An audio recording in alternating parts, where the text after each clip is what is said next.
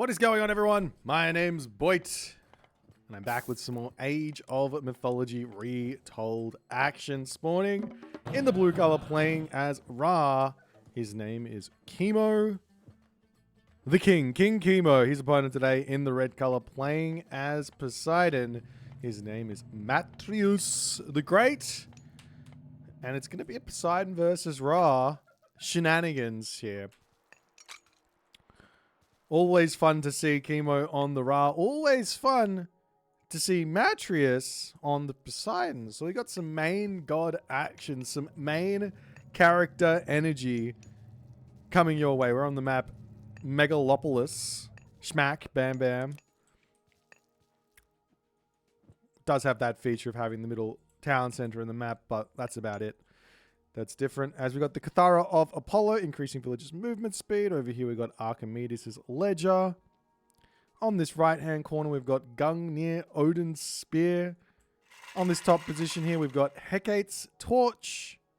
So some very nice relics to go along with this map.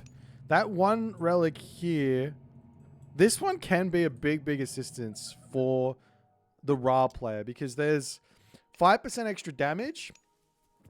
Kind of is counteracting that 5% extra or 5% less vulnerability to hack armor.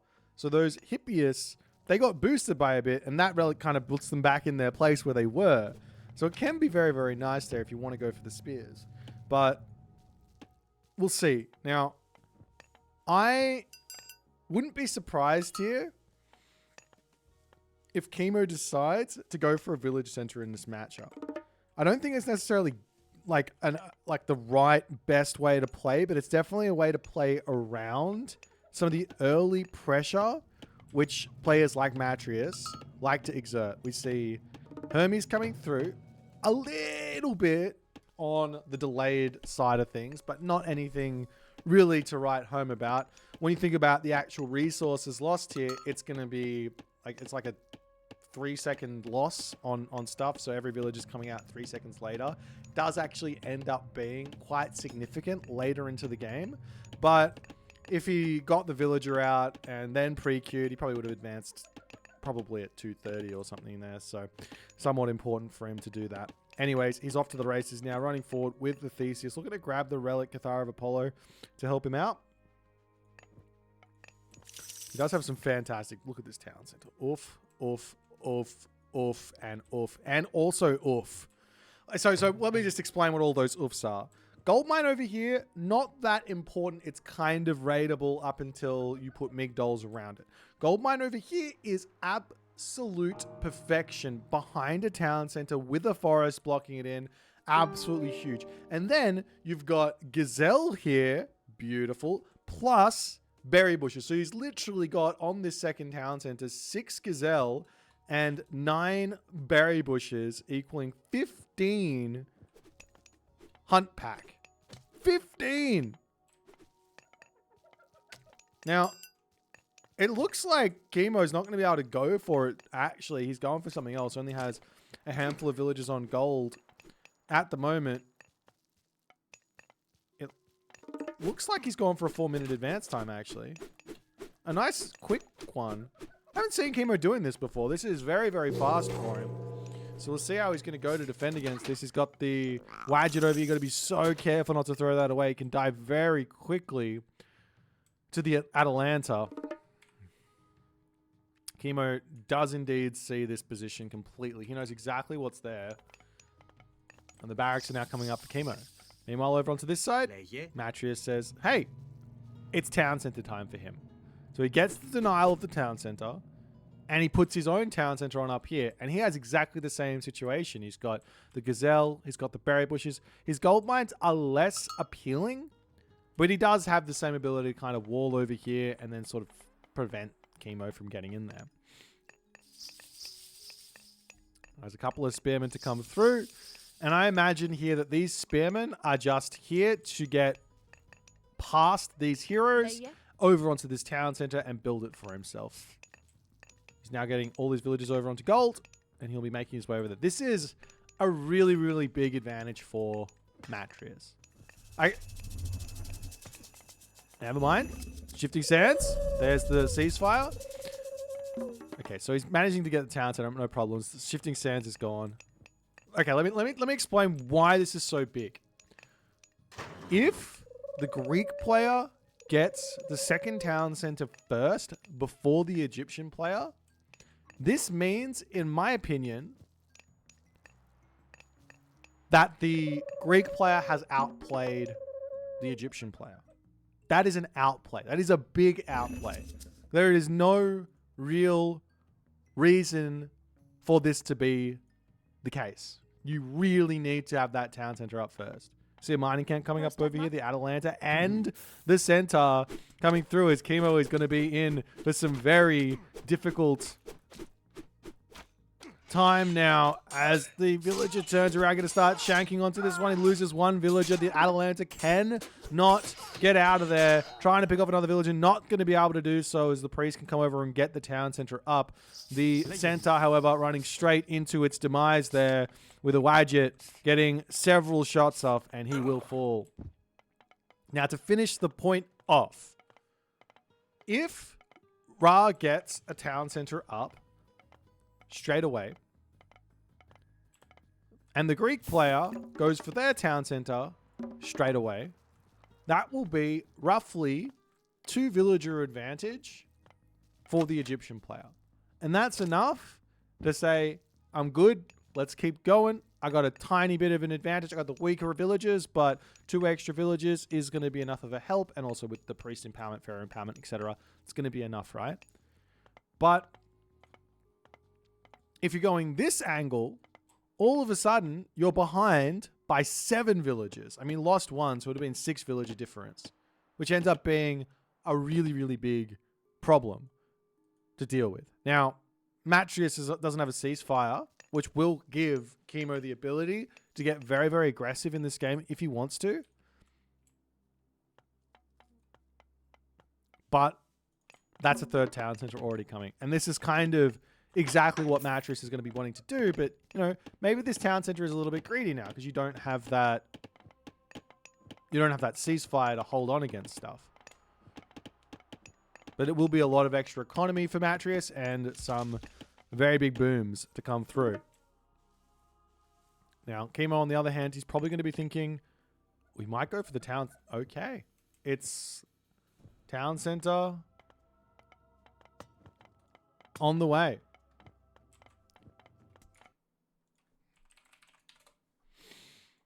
Couple of Hippias are over here, going to be retreating back, decides to turn around, do some shanking as the spearmen coming over to deal with those. Going to snipe off that Katoskopos. And now it's going to be 3 town centers apiece, but Matreiuss' economy is going to be absolutely stonking. If I was a betting man, I would be putting the odds of winning this game for Matreiuss to be around about 65% at this point. That's a huge, huge advantage. Obviously, things can go wrong, and Kimo can find a victory some of the time, but it's a huge advantage right now for Matreiuss in this game. That might come back to bite me, and I might be very wrong on that, but that would be the odds I would put. So go and bet. I'm not a betting man, so it doesn't matter. Okay. Rhinoceros to get taken out on that position. Over on this side, we've got the mining camp is now complete. We've got the Wadjet hanging out on this side to get a couple of cheeky little spitteroonies off. And the spearmen are going to be searching for a little something to raid. There is a lot of different places to hit here. You've got this top position over here that can be hit. You've got this position over here. You've got this position over here. Sneaking past over here can be an option. Over on this bottom side, the wall's coming up for Matreiuss.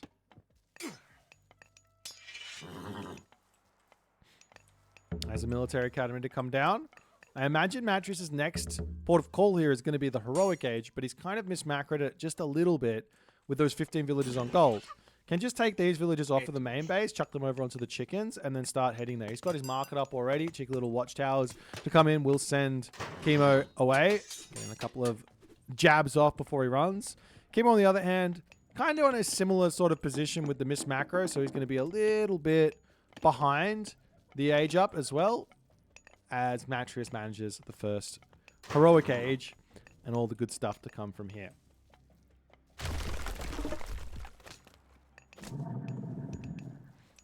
Up onto the top side.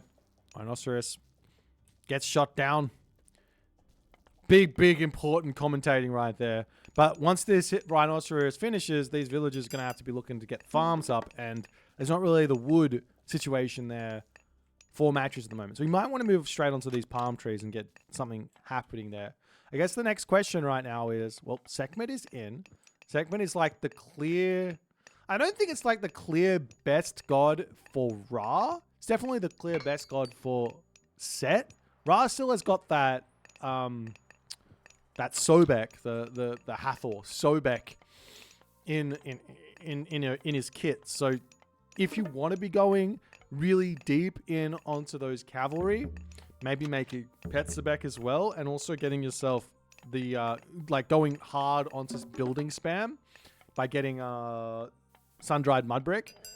You can make Sobek work as well, but Sekhmet is going to be good no matter what. Economic boost, plus getting population boost, plus getting defensive boost. Very, very nice. So we can see some spearmen to come over here. The villager's going to turn around, get some shanks. Into you. So these spearmen are just going to be pulling off into the corner of the map for the time being. There's the citadel up on this spot. There's the scarab going to be moving forward. Spearmen going to get a couple of shots off here as the Hippaspis to come through. Oof. Big smacks. The spearmen pull back in onto this spot. The villager going to get cleaned up over here. Kimo doesn't really have the answers for this army composition just yet. Making chariot archer spearman does make some sense here, but I think he might be wanting to just go straight into camel riders. Does he have the resources for it? Answer is not really.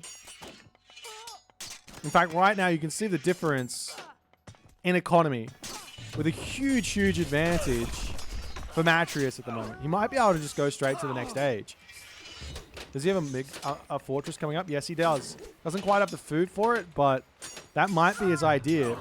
But this will give Kimo a little bit more time to play with. He's about to get a huge amount of food income.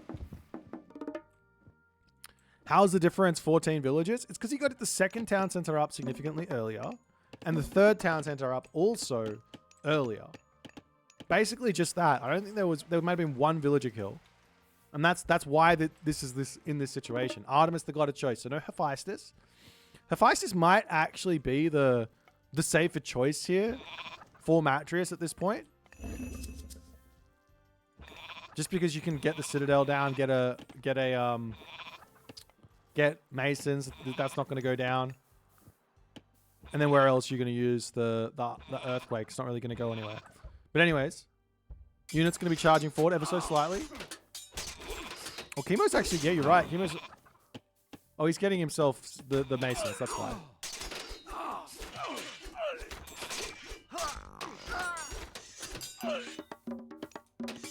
Oh, he's actually forgotten. Yeah, he's forgetting villages over here. Not sure when that happened, why that happened, but it happened.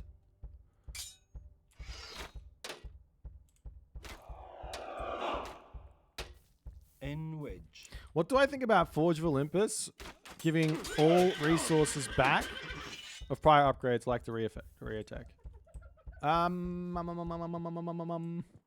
To be honest, anything to help out Hephaestus is good. I think Hephaestus needs some love, but not in the shape of making Plenty Vault better, in the shape of making the text better. So yeah. Because Hephaestus never gets picked, right? I'd be interested to see go to the AOMstats.io thing and just go like, how often does Hephaestus actually get picked? And then how often does it win? Maybe it's winning enough. Maybe it's winning at half, at most of the time, but it just doesn't get picked that much. I don't know.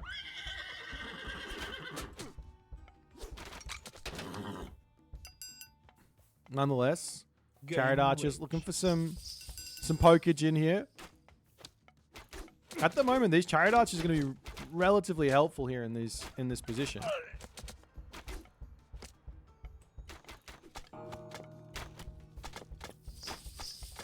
There's the Artemis in. Now, as Kimo going to be retreating back, he is going to be going up through Horus. Makes a lot of sense here. Another rain to come through. as the market's going to come in. And this is the thing that Kimo does so well. And this is why he's so hard to kill. He's always thinking about this trade route, thinking about how he can get that up without losing the game and just bring this game as long as it possibly can be. Army coming through here. Bronze gets dropped down. Kimo will need to retreat here away from this bronze. It is too tough to fight this one. He's getting some nice shoot and scoot here on the retreat, but Matreiuss is going to be winning this fight very, very simply. Good little shoot scoot, sniping down the Hypaspis over here, going after the Hippias as well. There's the priest to take out the Chimera. Meanwhile, over on this side, Matreiuss looking for some sort of pressure here. There's the Spearman. Oh, that's so much damage there from that Chimera. Horus is going to be a big sticking point here, I'd have to imagine, for Kimo. Getting a really good tornado is going to be vital, but an earthquake is going to be coming through here surely. There's the earthquake to come in. Clicks it straight down onto the town center. It's not quite, it might not be in the center of the, I think it is in the center. I think it might be able to survive with fortified town centers and masons. Able to survive there as the tornado gets dropped down. And Matreiuss' army and his push has been thwarted. A little bit overly keen to finish the game here from Matreiuss, as Kimo does manage to keep this game alive in his hopes and dreams of winning this one. Very, very strong now.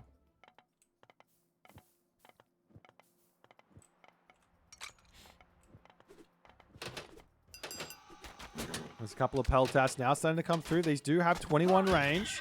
They aren't Hades Peltas with the 22 range. The 21 range apiece here on those chariot archers versus each other. It's going to be very nice.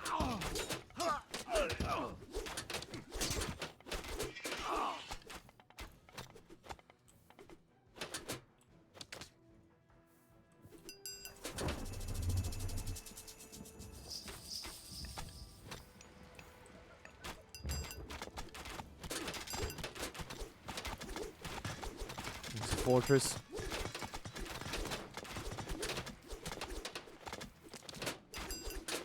Now under some pressure.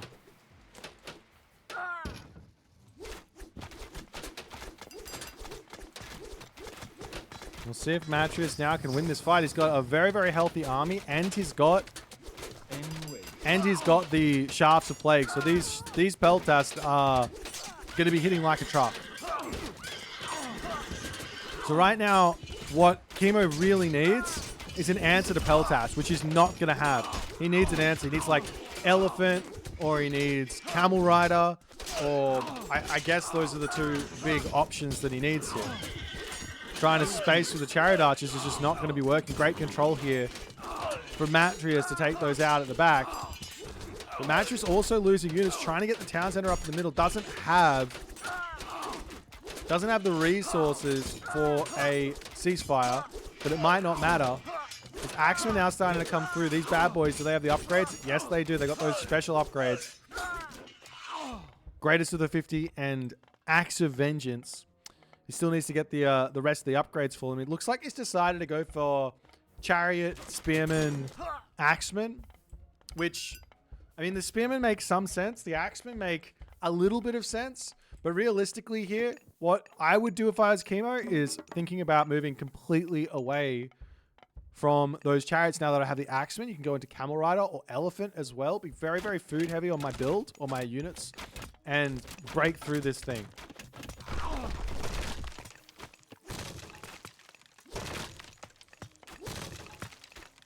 Champion Axeman going to be coming through for Kimo.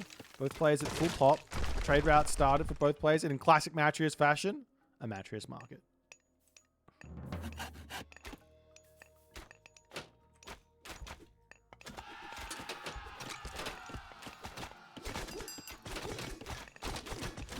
Matreiuss looking to hold this center. He's got 4 town centers. He's got full control of this game. And he just needs to get to population here. This is the thing that you see a lot of the time happen, even at the top level, is that Players just want to kind of fight a little bit too much. He's trying to push forward, trying to snipe down chariot archers here, doing a good job of it, but he needs to just get himself up to 260 pop. He's got some siege towers to come through and trying to knock down these buildings. I'm surprised not to see just making catapults at this stage. That's another citadel, and all of a sudden the population differential was getting very, very close. And Kimo killing all of these units.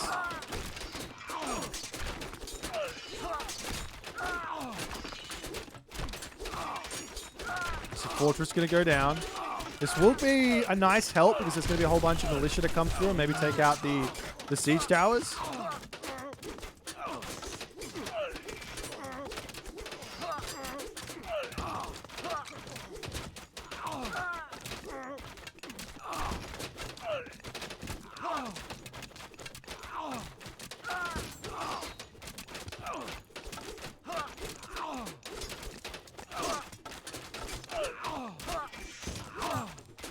Kimo's siege tower's now starting to move up to the top side. Going after the hometown center. Matreiuss is just falling flat in this game. Check the top right. There is a big, big attack happening up here. Completely missed this one. Huge amount of fortress, Petropolis shenanigans here. Kimo going to be repairing this one back up. Meanwhile, the middle town center, however, falling is not going to be a great trade here. We just see the polar from this great micro there from Matreiuss, but a little bit too slow here to get onto those siege towers. The town center here is not going to go down with this much repair and the priest empowerment. Maybe slowly going down, but it takes a long time as the Axemen managing to get through here. They don't get any bonus versus siege, so they're doing their tiny bit of damage, 9 hack per second there, but it should be enough to kill these ones off. There's a fortress to go down. A couple of militia coming in to snipe these bad boys as well. And the town center survives. Kimo is the master of defense. He has.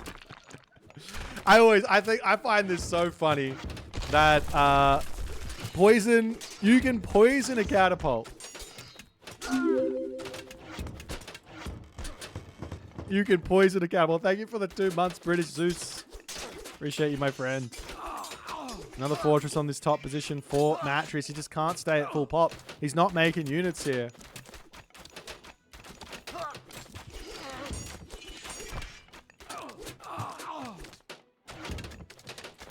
Town center to come back up for Matreiuss over here. We'll see if he can grab that one back. Distracting on this side is going to be nice. These villagers on this gold mine, I don't know if I particularly like them being here because he can just poke through, but looks like Kimo's going to have to pull back and deal with all of this as well. As the town center in the center here, getting close to finishing. Some axemen to come through. There is this catapult currently getting shot down by the fortress. Kimo's going to have to snipe down those villagers as well. He loses his catapult, but a couple of axemen there to finish off the fortress with that Axe of Vengeance tech. They will clean them up nice and quick.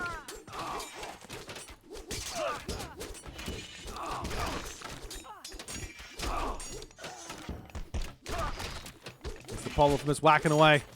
Can Kimo hold here? Can Matreiuss break through? The catapult coming over is a big, big defensive weapon here.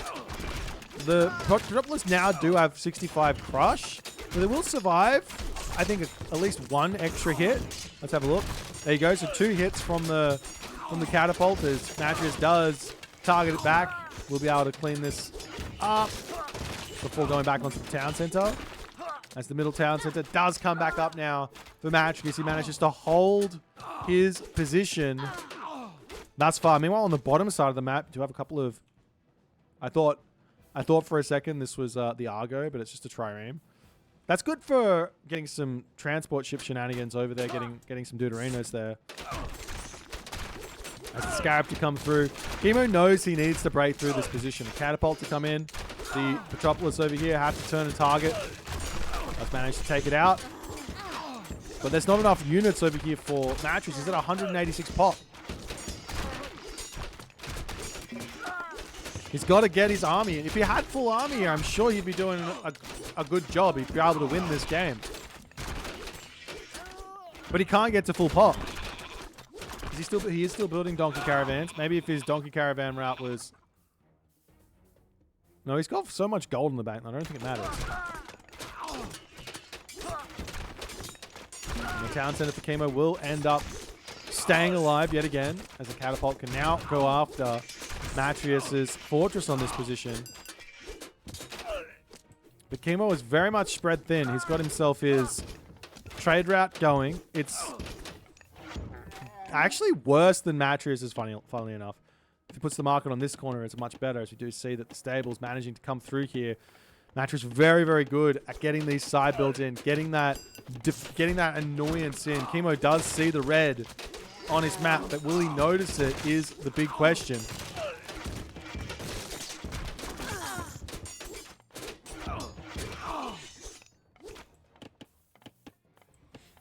I mean, Matreiuss could come in and kill off these villages on the corner here. That could be hurting Kimo, killing off villages, killing off trade.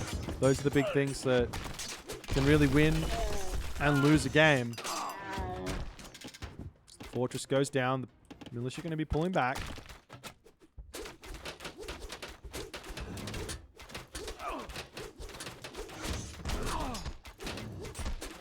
You can get ranged siege bows now. Yes, if you upgrade your Deuterino twice, so you get medium ship or heavy ships and then champion ships, your ranged ships do actually reach quite far. I'm not sure they're going to be quite close enough to killing off the Citadel Center here, but maybe not useful in this specific map. Maybe on the back here?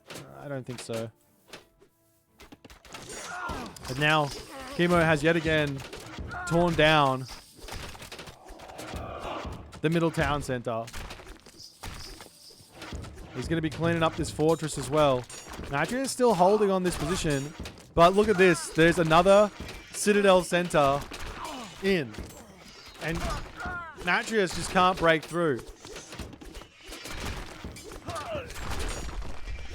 3 Citadel Centers, 265 pop for the 3 town center player. Well, I mean, Matreiuss is now 3 town centers as well, but it's going to be 265 pop a piece here at full population after all is said and done. If Matreiuss can get himself the middle town center back up, as he's going to be trying to right now. He's got all the resources in the world, spamming siege all over the place, trying to break through. He's onto the trade route in the middle here. There's a chariot archers coming over to send those guys packing.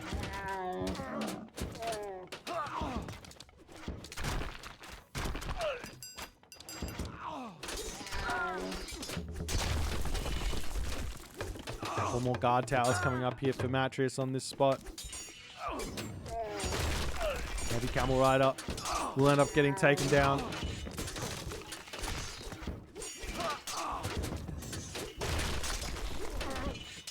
That's a hoplite peltast to start coming through. More towers to come up over here as well. The siege tower ends up getting sniped down. Chariot archers on the middle here now going to be greeted with a whole bunch of peltasts. Not that many, to be honest, only 6. But if you don't micro this, the hoplites come through and they will actually start getting some significant damage done here. Now we see some heavy camel riders as well. These camel riders, you do need to make sure they get on top of the peltasts. The peltasts moving straight in to the chariot archers here. Kimo says there's not that many of them. Let me just snipe them down nice and quickly. But Kimo now has run out of gold. Where has his gold gone to? He's got a little bit of gold over here, and that's it. On this side, Matreiuss spamming buildings up. He's all over Kimo at the moment. Kimo trying to get himself... Both players are trying to get their economy working here. Matreiuss has got a lot of resources in the bank, though. Kimo doesn't. Trying to utilize these camel riders at this stage of the game. I was actually kind of liking the Axeman chariot still there for quite a while, but now towers to come up on this spot to claim it. The villagers have to sit here and just repair. 61 gold a trip with the priest empowerment. Might be worth sending that pharaoh over there. He's also got the pharaoh on the monument to the villagers. You actually want to have him on your monument to the pharaohs for the maximum amount of resources. As Kimo's now back up to full population. He's still got to just deal with this crazy spammage that Matreiuss is doing. This is just vintage Matreiuss, vintage 2020 Matreiuss. This is what he did back then, and it's what he's been doing ever since. And it's so tough to play against.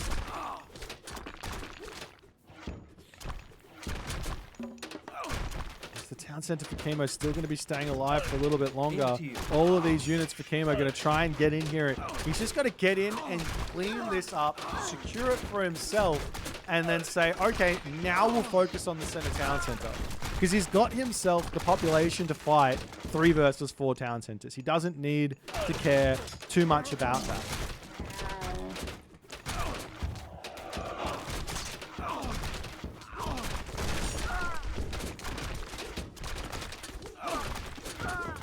The Citadel Center is just not going to go down. He's got to push in and actually pick off those villagers. Meanwhile, over here, however, Matreiuss is managing to make some problems for Kimo on this side as well. As he's sending more dudes in, towers coming up and everything. The amount of siege here for Kimo probably not enough for the time being. The catapults can deal with everything over here, but it just gets some more siege and clean up the towers. More axemen to come through. Use those to kill off the towers as well. 3x versus buildings with the 9.5 hack. They are packing a punch versus those buildings. But now Kimo is under a lot of pressure on this bottom side here. His army very much out of position. The pacifist hoplites doing everything here to hold as the towers are going to be a little bit of a problem here. The town's going to get close to falling. I don't know if there is a pharaoh or a priest here. It's been taken out if it was here, and it looks like Matreiuss has finally cracked the shell of Kimo. His trade is now stopped, and the game is done. What a game here from Matreiuss. I can keep my dignity as an analytical caster and say, I told you so at the start. But even if he didn't win, I would have still said, I told you so. Because Matreiuss had just had that advantage from the beginning, onwards and onwards and onwards. An incredibly well executed game from Matreiuss, lacking a little bit on the macro side, making it a little bit hard for him. But on the game plan side, on the building spam, on the map control side, S tier plus for Matreiuss as he manages to break the Kimo defense. What a game. If you guys enjoyed this one, please consider the follow on the Twitch. From the YouTube, hit that subscribe button, and I'll see you guys in the next game.